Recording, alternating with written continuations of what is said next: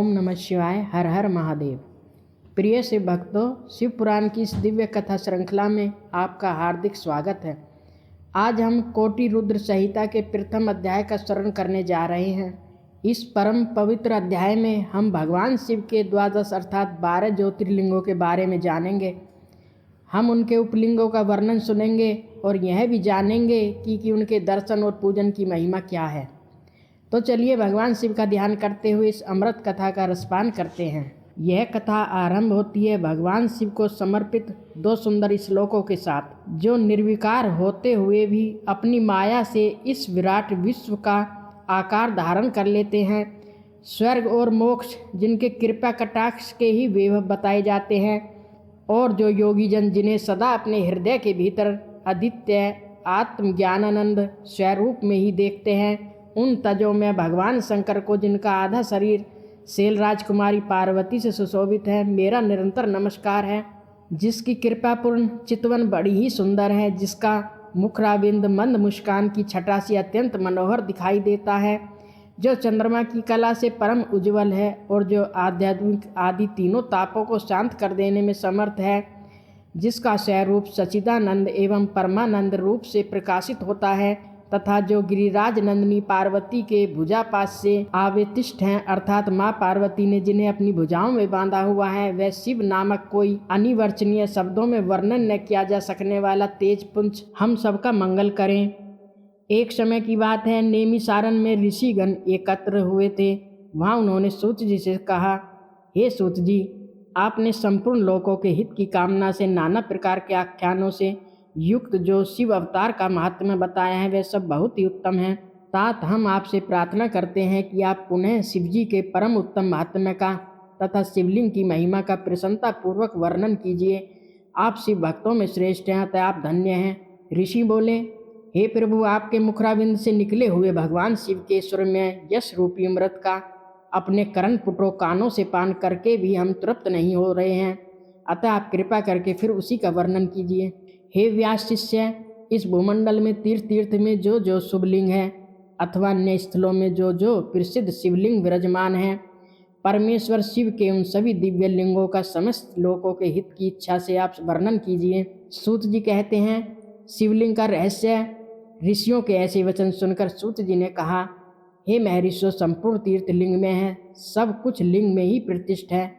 उन शिवलिंगों की कोई गणना नहीं है, वे अगणित हैं, तथापि मैं उनका किंचित भी वर्णन करता हूँ। आप सब यह जान लें कि जो कोई भी दृश्य देखा जाता है तथा जिसका वर्णन एवं स्मरण किया जाता है, वह सब भगवान शिव का ही रूप है। कोई भी वस्तु शिव के स्वरूप से भिन्न नहीं है। साधु शिरोमणियों, भगवान शंभु ने सब लोगों पर अनुग्रह कृपा करने के लिए ही देवता, असुर और मनुष्यों सहित तीनों लोकों को लिंग रूप से व्याप्त कर रखा है। समस्त लोकों पर कृपा करने के उद्देश्य से ही भगवान महेश्वर तीर्थ में और अन्य स्थलों में भी नाना प्रकार के लिंग धारण करते हैं। इसका रहस्य यह है कि जहाँ जहाँ जब भक्तों ने भक्ति पूर्वक भगवान शंभु का स्मरण किया, तहाँ तहाँ तब वे अवतार लेकर कार्य करके वह स्थित हो गए। लोगों का उपकार करने के लिए उन्होंने स्वयं अपने स्वरूपभूत लिंग की कल्पना की, अर्थात वे स्वयं लिंग रूप में वहाँ स्थापित हो गए और उस लिंग की पूजा करके शिव भक्त पुरुष अवश्य ही सिद्धि प्राप्त कर लेते हैं। सूत जी ने आगे कहा, हे ब्राह्मणों, भूमंडल में जो कुछ लिंग है उनकी गणना नहीं हो सकती, तथापि मैं प्रधान शिवलिंगों का परिचय देता हूँ। हे मुनि श्रेष्ठ शौनक, इस धरती पर जो मुख्य ज्योतिर्लिंग है उनका आज मैं वर्णन करता हूँ। ध्यान से सुनिए, इनका नाम सुनने मात्र से ही पाप दूर हो जाते हैं। सौराष्ट्र में सोमनाथ, श्रीशैल पर मल्लिकार्जुन, उज्जैनी में महाकाल, ओंकार तीर्थ में परमेश्वर जिन्हें ओंकारेश्वर भी कहते हैं, हिमालय के शिखर पर केदार अर्थात केदारनाथ, डाकनी में भीमशंकर, वाराणसी में विश्वनाथ, गोदावरी के तट पर तिरंगेश्वर, चिताभूमि में वेदनाथ, दारुक वन में नागेश्वर, सेतुबंध में रामेश्वरम और शिवालय में घुमेश्वरम। सूत जी आगे कहते हैं, जो कोई भी प्रतिदिन प्रातः काल उठकर इन 12 नामों का पाठ करता है, वह सब पापों से मुक्त हो संपूर्ण सिद्धियों का फल प्राप्त कर लेता है। इतना ही नहीं, जिस मनोरथ को पाने की इच्छा रखकर श्रेष्ठ मनुष्य इन 12 नामों का पाठ करेंगे, वे इस लोक और परलोक में उस मनोरथ को अवश्य प्राप्त करेंगे। और जो शुद्ध अंतःकरण वाले पुरुष निष्काम भाव से बिना किसी इच्छा के इन नामों का पाठ करेंगे, उन्हें कभी माता के गर्भ में निवास नहीं करना पड़ेगा, अर्थात उन्हें मोक्ष की प्राप्ति होगी।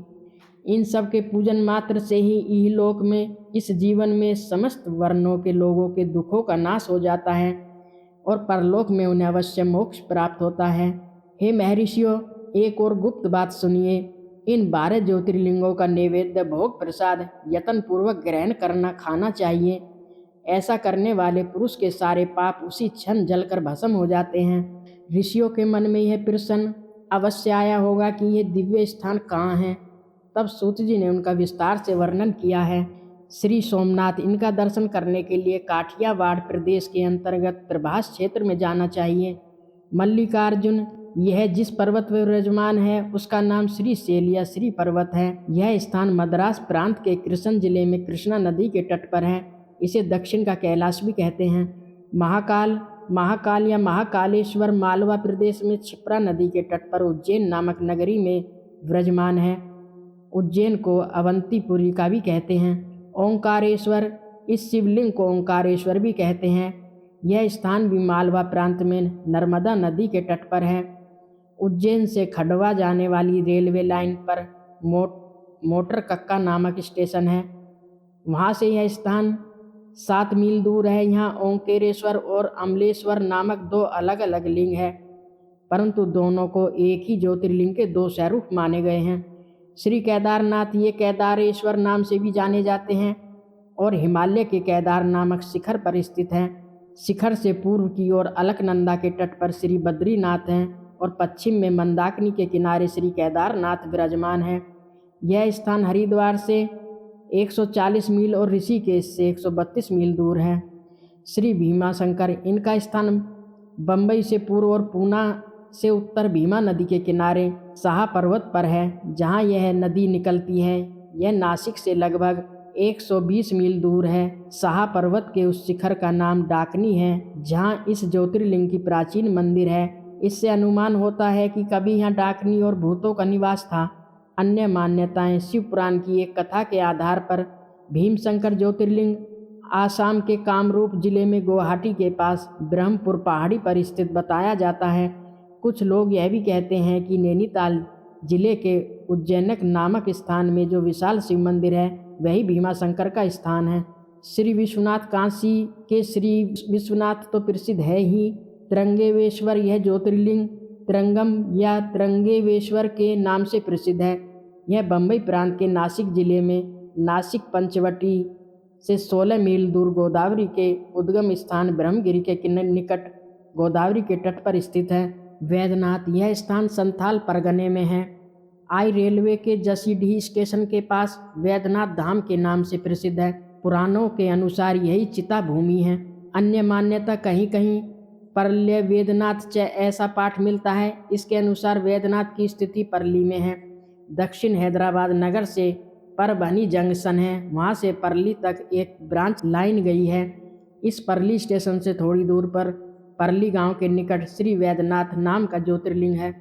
नागेश्वरम, नागेश नामक ज्योतिर्लिंग का स्थान बड़ौदा राज्य के अंतर्गत गोमती द्वारका से ईशान कोण में 12-13 मील की दूरी पर है।